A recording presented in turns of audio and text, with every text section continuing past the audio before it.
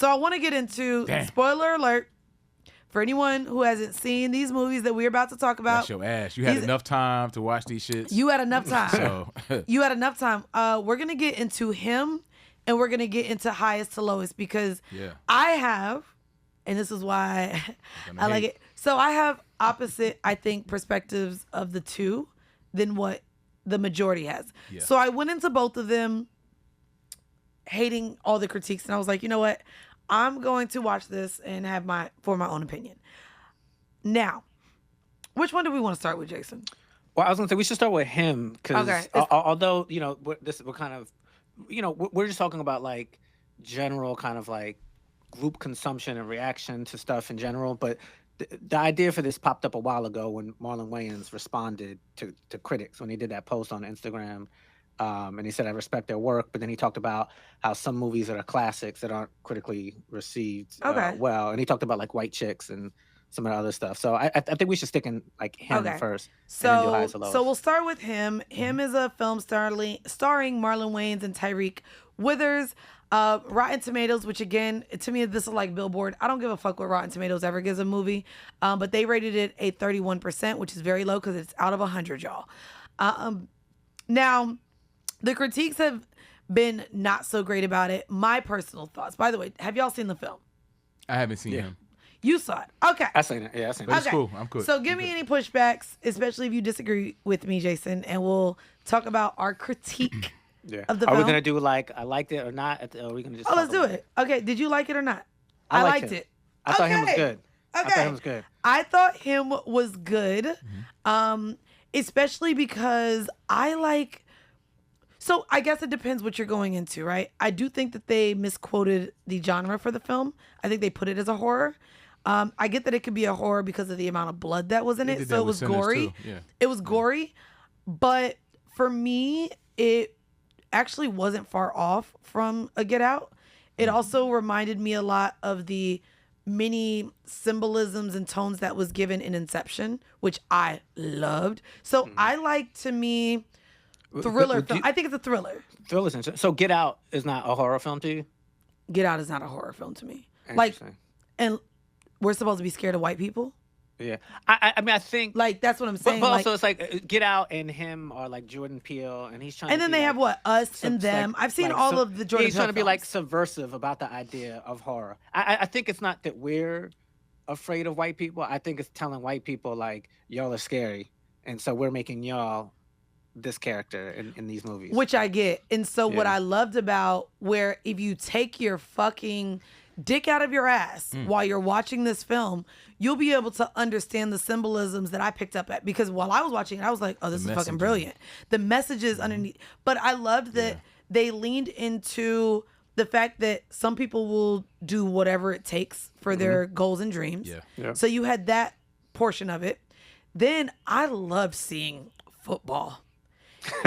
Football in the place of this somewhat cult in terms of, we know how Americans see this as the best sport in the world, even though fucking FIFA and soccer really is. Americans are like, fuck that. Football is it. That is the American sport. You don't watch football. Who? You football. I'm talking about... that's why I said FIFA, nigga. I don't do that football shit. But for America, football is... Baby, it's to the point where you already know all the Red Pill podcasts are like, all right, ladies, get in the kitchen. We don't want to see you on Sundays. It's football days. Like, men get a whole day where they don't have to be fathers, husbands, boyfriends. Literally, America has set it up to where men just get to have their own day for once a week for about, 12 weeks? Well, longer than that, right? Because there's preseason and what you call it. I think the other side of the coin, like us, like the Black and Puerto Ricans and the Latinos, I think we multitask. We're not gonna. I think that day is for white people.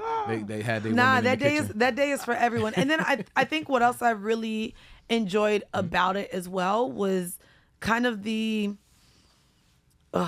It reminds me of what I've talked about in terms of, I don't want to say gatekeepers, but seeing how Marlon Wayans' character put the same, no matter how difficult it made his life, he had initially put the same things onto Tyreek's character. Yeah. You know what I mean? So it's like we all have this mindset of when we get to this power, we're going to do things so much differently. I think to dumb it down, it would be the same way as if you get a promotion at a certain company and you're like, oh, I hated how they ran things, and then you end up in the system. Or the same way if you become a parent. You think you're going to navigate being a parent differently, but then you end up in the system of what's the right way to do it or what's just the way they've done it forever. And so it was just, I thought it was great. I don't like blood, so I didn't like seeing all the blood, but I thought the graphics were great. I really enjoyed it. I enjoyed it for what it was. And I just think that maybe that's a good phrase. I enjoyed it for what it was. I think people went in maybe wanting to be scared. There's too much symbolism and thought going behind a scene or a meaning that they're not trying to jump scare your ass. Yeah. They're trying to show like a deeper meaning. I enjoyed it. What were your takeaway thoughts? And there was a clip I actually wanted to share from Tyreek. I thought I sent it to you, but I see you have a Touré clip in here. Yeah, I was gonna do a clip of somebody who didn't like it. Let me see what this motherfucker had to say. Because this is Touré. Touré don't be like, we gotta have Touré up on here, but Touré just don't be liking it like nothing. Once upon a time, we used to call him the white Touré. All right, Touré. What Touré had to say? This is what he had to say. He said him, ain't it? Exactly, I realized him was some bullshit, oh, God. But I got there. It felt like a weird, long episode of Atlanta, not a movie. I respect the effort to combine the vibe of football and the desire to do anything to be the greatest and the tropes of horror movies, but this shit just ain't it. So that's all he said? I think that's enough. Do you want to know what's? Do you want? No, I would have loved to see him go on because it just sounded like he just wanted to hate it. I'll be honest with you too. But I think he's saying what you're saying, but just the opposite coin. Like for what it was. Like you have grace for what it was. But can I say how crazy it is for all of the praise we've given Atlanta? Why is it now bad for a movie to be a long episode of Atlanta? But I think answering that is you have to be able to like it for what it was. Like I did enjoy it, but I didn't think the execution was top notch. Do you want to know what? Do you want to know why I also think he said that? Because low hanging fruit. So Tyreek Withers was actually the person in the Atlanta episode that dealt with biracial like really good episode. One of my favorite episodes. One of my favorite episodes too. Oh, it was great. Yeah. And I thought Atlanta is brilliant. Like I didn't think Atlanta was just good. I think great. Atlanta's brilliant.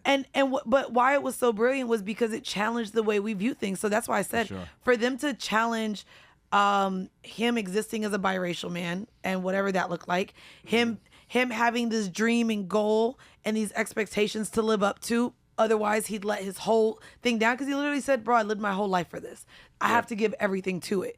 And then to also draw in football. We've never seen, anytime we see sports, right, in film and movie, it's mostly either a true story or it's just the setting of the film, but it dives into like, I don't know, gambling. It dives into fucking someone, or I mean, a lot of the ones recently are dealing with steroids, death.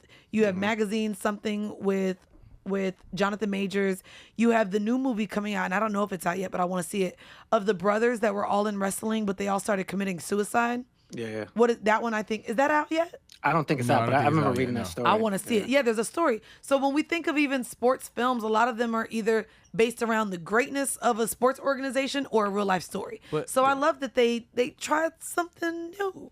I like the attempt. And I think it's a decent movie. It's a decent attempt. I think it's just not as smart and as funny as Atlanta, and so I could see that portion of it. But it wasn't a comedy. I know, but still, but again, it's Jordan Peele, and his horrors have a lot of dark humor to them. And I just think some things were like the wife is like an influencer, and then she's like some like selling like the jade egg. Like some of it is just like bad execution. The so heavy handed about like his father. And like black fathers, like it just seemed a little bit, I don't want to say like not rushed, but like, you know, they just didn't hit everything well in terms of like, all right, this is the plot point for this to connect that one. Like I thought Marlon was great. I thought Jason, Tyreek was great. Jason, what was the last movie that hit every mark for you? No, but I don't think any movies are like perfect. You know what I mean? Like, and again, I'm saying this. I liked him. I enjoyed him. I give it super positive remarks. Like, hey yo, I don't think it was flawless. You know what I mean? Like, And I think we'll get to the next movie, which I didn't think was good. I know the next but what do we him expect? is good. But what do we expect from a Jordan? When they say a Jordan Peele produced, directed movie, we should already know at the bare minimum that it's going to be some thought provoking. You got to watch it to figure it out. Yeah, movie. and it was. I think that's always the goal with him. So why do we over critique his shit? But I don't think we're over. Not you guys. I'm saying like the the ones who hate on it. I guess I wonder what people like when I am going through podcasts and albums. I say this often, right? When I like to feel things. I like to be challenged in my own thought. So when I go to a certain podcast, depending on my mood, if I'm in the mood to listen to politics, I'm going to go to Higher Learning. If I want to laugh and hear people get cussed out, I'm going to listen to The Read. If I want to hear people have awful takes all at the same time, I'm going to listen to the Joe Budden Pod.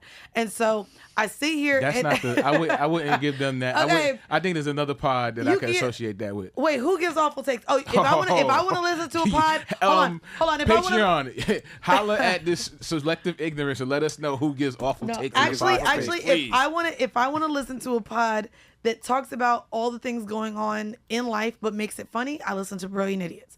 If I want to listen to thought-provoking women speak about politics and pop culture, I'm going to listen to Around the Way Curls. Okay. In no way, and this is why I didn't like Mr. Morale and the Big Steppers, nothing about that album made me feel anything. I don't want to listen to a bitch yelling at you. Nothing. It doesn't feed me, right? So if I get people going into this film maybe wanting to be scared. Maybe because it's Jordan Peele, they expected the super, maybe more on the nose. Oh, it's black people scared of white people. It's, and it just wasn't that. And I just wanted to bring it up too, because I don't know if y'all have watched it as an adult. Going back to numbers, White Chicks got 15% on Rotten Tomatoes. And White Chicks, for many of us, is a fucking classic. Yeah. And we like it. But I'm wondering if you, again, at that time in our life, right? We all just wanted to support the fucking Wayans brothers. Yeah. So I wonder if that's what it is. We're not seeing Marlon Wayans in what we know him to be. We got a Jordan Peele movie with Marlon Wayans. No shit. Celebrate. I love that. We get a and Marlon smoked it. Yeah, we get a 2025 year where we get a Jordan Peele movie and a Spike Lee movie. That was terrible. We're not going there. I like the transition. You feel what you see what I? That's Spike Lee. Do I get a 2 assist on that one? Spike Lee should have wiped his ass with this script. You think so? This was okay. I'm gonna tell you now. Like it? I'm gonna tell you now. If y'all go and listen to any podcast, right? And I've been asked this on various podcasts over the years. Who give hot takes? No. If I could sit at a dinner table with 3 people, dead or alive, who would it be? I want to lead with every single time one of those people has been Denzel Washington. Oh, yeah. I shared that earlier this year. I bought, mind you, I don't even want to go to Halloween Horror Nights because the ticket $400. I spent $500 to go see fucking Denzel and, give me the white man that I love. The King Lear? The no, Othello. Yeah, Othello. Oh, yeah. Damn, and I like the white boy he did it with, and why can't I think of it right now? Please, because this is one of my favorite whites. So I love Denzel. I've loved Denzel so much that Jake Gyllenhaal. There we go. Yeah. Quality white. In 2004, I'll never forget this, y'all. 2004, it was my 8th grade year. We weren't doing great with money, so our Christmas was just exactly what we wanted. And my mom gave us all our Christmas gifts in Food Lion bags. If y'all are from Florida, y'all remember Food Lions. So I'm 13, 14 years old, and we get our gifts. And I remember that year, the 2 gifts that I actually wanted, I got. And then, mind you, really crazy, then we just had a whole bunch of Christmas candy in it. My gift was the DVD. Let me start with the book first. I got the book, Coldest Winter Ever. Classic. I don't think my mom knew what she was buying me. And then the DVD, He Got Game. Okay. Those were my 2 gifts. 2 classics. The one year that my mama was like, bitch, I can't afford these gifts and your daddy tripping. And so anytime Denzel came out with anything, I saw it.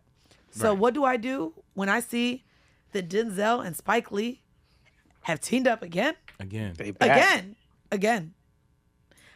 I gotta see it. And they should team up again. Mind you, let's be very clear. Spike Lee somehow, with the terrible acting of Ray Allen, made that movie.